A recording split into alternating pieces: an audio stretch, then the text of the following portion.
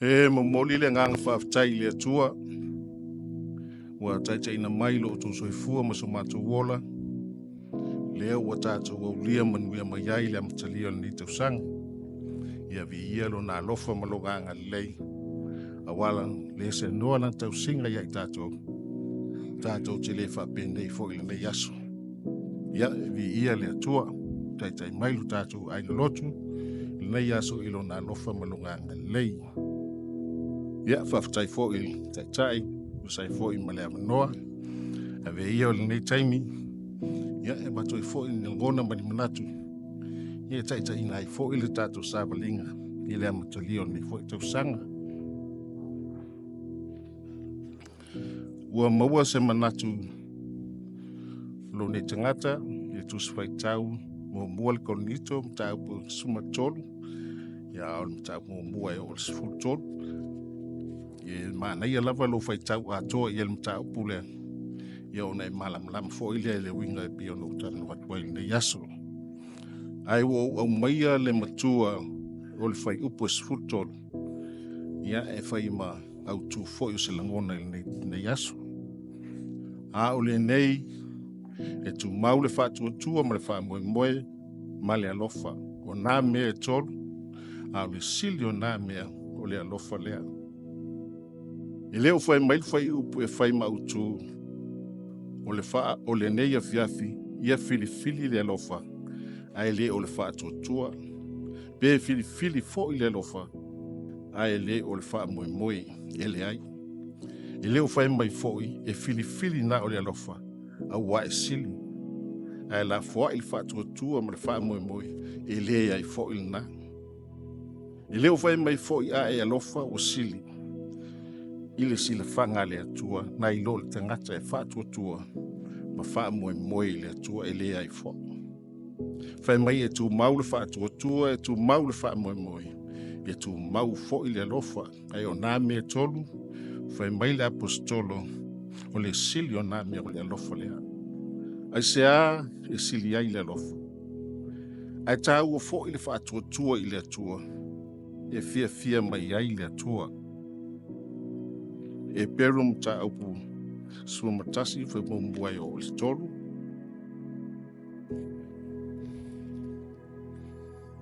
A o le faa tua o le faa lango lea i mea o faa moe iai. O le mauti noa lea o mea e lea o vaia. Wa ona o lea ua tau le ina ai o e ana mua. O le faa tua o tātou ilo ai ma whaia mea uma i le a fionga le atua. Na whaia fo i mea ua vaia.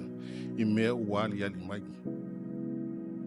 Ai whai mai le tusia e peru, sumatasi wai upeono. Ale ai fo i se whātua tua.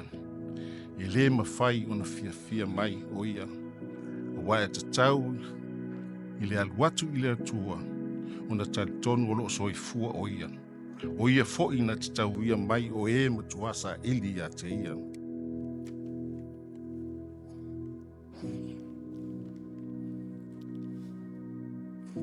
A o wha moe fo i le atua. E te tau fo i un tātou wana lofa i le atua. Ai se a paulo o sili ai le, o wha sili ai le alofa. Mali tu se Ierome 5 fai puetolo fai pue 5. E le ngata fo i lea. A wa tātou mita fo i pupo ngā. Ina wa tātou i loa o le pupo ngā e tupu ai le unsai. O le unsai e tupu ai le mautinoa. O le mauti noa e tupu ai le wha moe. O le wha moe fo i e maa ai. A wā o wha malingi mai le alofa. O le wha moe fo i e le maa ai. A wā o wha malingi mai le alofa o le atua i o tātou loto. E le anganga pa ia. O fo ina mai ia te i tātou. Ma le Roma e suma 5 fupu suma tolu. O le atua fo i e tupu mai ai le wha moe. Ia wha tuatumina o tau e ia i le oli uma atoa. Male file mu ina ufa atuatua ina ia tele lava lo o tau wha moe ona o le mana o le anganga pa ia.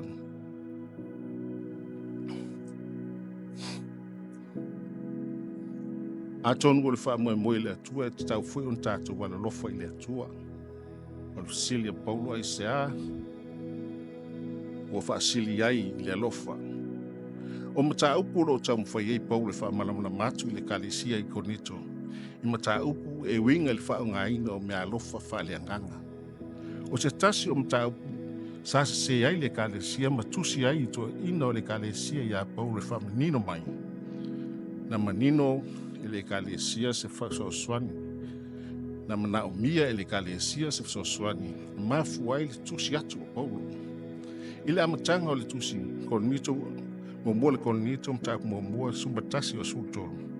Ro ta wai le o mai I talingo la apostolo le poti. Na o mai ele ainga o le ausa ke le o ia le o to misa.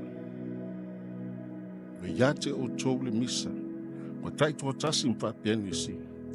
O au o la paulo. O au o la sa apolo. O au o sa ke fa. O au sa ke liso.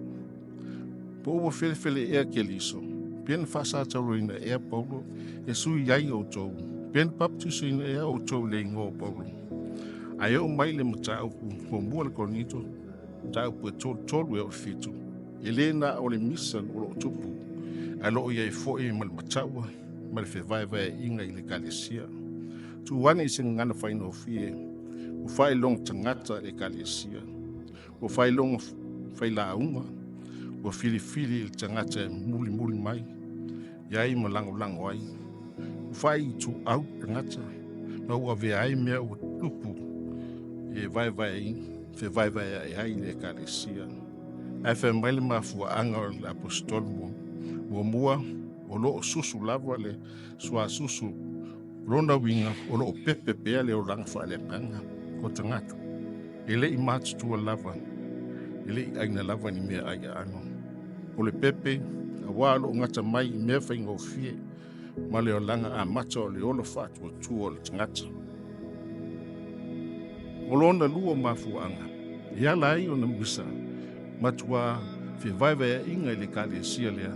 O whale tonu o na tangata. Masaba vale I lale tangata. O whale tinu ea o tō masaba vale I lale tangata o la paulo lea. O wau o whai mai le tasi o au o sa paulo. Ma le tasi o au sa apolo. O le whale tinu ea o tō. O ai foi paulo. A oi ea apolo. Leo au lava ea na o tau whātua tuai. Pei ono fōai e lea li tai tasi. Ia tei maa ua. Na o tuto ina. Na whāso suina e apolo. Ai pei tai o lea tua o whātu puina. O lea nei e leo o le toto. E leo o le toto. E leo o le whāso su. Ai pei tai o lea tua na te whātu puina. E iai le whi au tā ua mo I tātou uma. Le whai ungo le ne tausanga. Na tausanga o tuanai. Whapea fo I le amatanga o le tausanga. E leo o le toto, e leo o le whasusu. A o le no whatupuina, le fua, o le atua lea. E le manuia se mea toto, e lo o iai le atua na te whatupuina. O tele le mau mea toto, ma whasusu. Ai le tupu a wai le iai le atua, ai na o tangata. Tātou te whiu e toto, ma whasusu. Ai leo a waile atua, na watua I ai le ola, ma le whaamanuianga, mai maule taimu, mai maule malosi, mai mau fo I lau fo ai. Ua fiani mea e tau waile sua fo le atua tangata, ai lo o I ai le atua, leo maua e fo I sona vi inga. A o fea o I ai le findangalo le atua mo le tangata, e ilana upu lea, la o mai e awa o ai, e awa I ai, wha tonu ai, wha poto ai, tātou I le ami o tonu. Ne ia whaa penga ina ai tangata o le atua I ngā luenga le lei umalava. O le kalesia I konito, o le kalesia o lo mawai mea lofa umafa le nganga. Ai o le whaa moe na au mai le nganga, ia mea lofa. Da au mai ina iati na ai le tasi la whaa tuatua, I le lofa o le tasi. Ma ia loto ngā tasi, na ia tutupu ma tutua whaa le nganga. Ma o le tumo ke riso, ma le ilo le lei o le tua malona finangalo. Ai pangalea, o le mea ua tupu ia konito, o se wha o ngāina o mea lofa, ma ua le mauai le wha moe na au mai ai. A wā ua le eise wha solonga le lei o le saulinga, I le mea e tatau o na iai. Ai ua whai nisi mwha sea, i le whaongaina o le tautala i ngana ese. O ina tonu lea e tau mwhai ei Paulu, e wha maamalama le whaongaina o le mea alofa lea. Wa e whai foi o le tautala ai o oisi, ai le ai se isi e malamalama ai. A wa e le o wha li wina e se tasi, ina ia malamalama tangata. O pei eila ngona unisi ua pei lava o angeru whai mai, wa tala inga ngana o le langi. Ai a whai e le ise lofa, wale au ngā. Ai a whai foi e le wha marosia ai se isi atuatua, ono o le mamalama, e mai mau foi le taimi e tautalai. O le tali a Paulo, ai o mai i le whai upo e toro sumatasi o le tāpulea. Ai whai mai le whau tuanga le apostolo, i au tōna unau i mea alofa e silu, ai pētai, o te wha asino atu i ate o tōu le ala e sili lava. Whai mai le whai unga le whai upo, ai o te wha asino atu i ate o tōu le ala e sili lava. Le ala e sili lava. O le ala o le alofa. O le ala lea o le onga atutongu le mu lea o mtaupu sfulua ma sufa o mtaupu lea. Ona ua mita tangata i le tautala i ngana isi ese. Ua pei ua malo ai sauninga. Ona o le sauninga le lei. Sauninga le lei. Lona whaasolonga. So e whaima whaaso e saa. Wale e eise fi le mu. Ai wale e fo i ma se alofa. Whai atulo polo i le kalesia i konito. A wā o le atua e le o le atua i o le whaaso sā. A o le whele mu wha peo e kare sia umba o le aupa ia.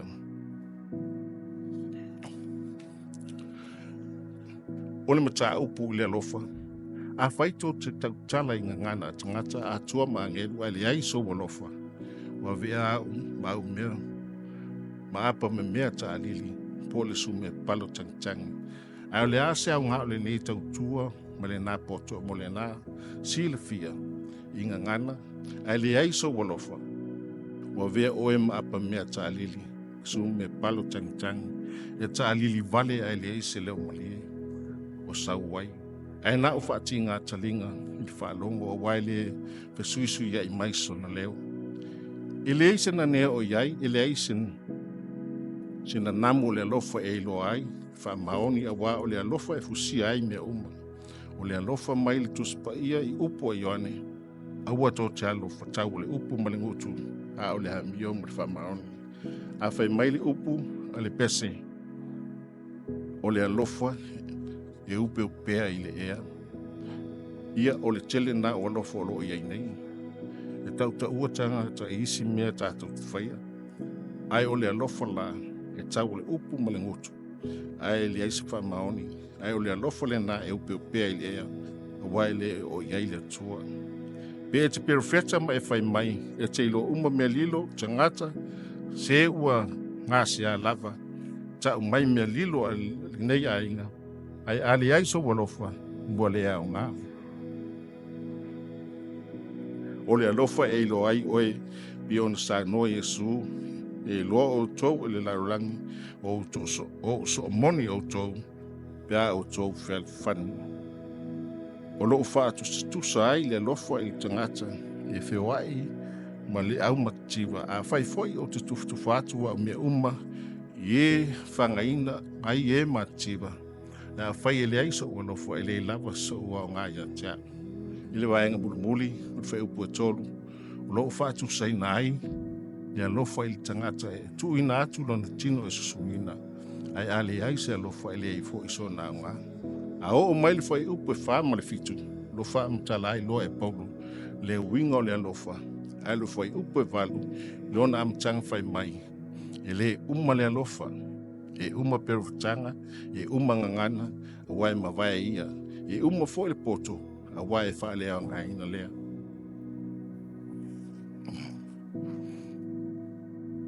Upo le alofa.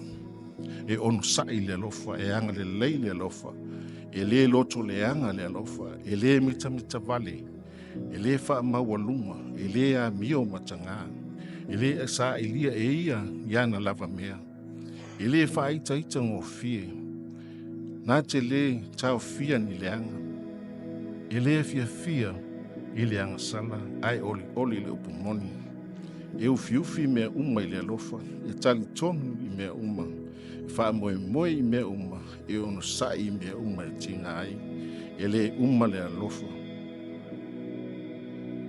Le kalesi ai nei e fiafi, ma le tātou ngā solonga le nei, amatanga nei tausanga, o le tusi na paulo na ave le kalesia. Ina ua whale tonu le kalesia. Tausia ia ina ia tātou waulia, le whai unga fo le nei tausanga o tātou amatalia. A o maua pēr le tātou e kalesia le file mua o le ali. Tai atu lo to so fua mo le tātou wola le tātou whainga mlanga le nei tausanga. Ia maua so tātou ai, ia awa tātou sailinga malosi. A wale atua malona fingalo, ia ma se fo ile ati na ina o tātou ainga. Ile ola whale tino, ai sili ile ola whale nganga.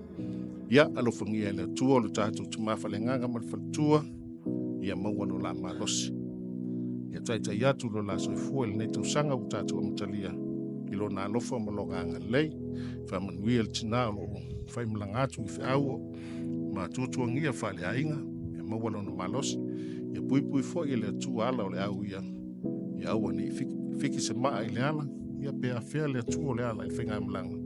Ia whatau nu mai malmanuia wheloa I mo le tātou kalesia, e maisi o tātou tumawhale nganga manofu ala, I le anofo le atua malonanga lei, pe fo tātou I kalesia, ia wao, ia whapea foi, ki a kono umo le tātou I kalesia, ia maua lo tele tau ave whiau malanga luenga, e lango suai, I o tātou mātua whale nganga. Manu ia tele whala putonga tātou I kalesia, I ona I tu ese I o tūtau langi mo, ngā whatau tupu, I le anga lei ma le lofo le atua, ai o ola whaafitai.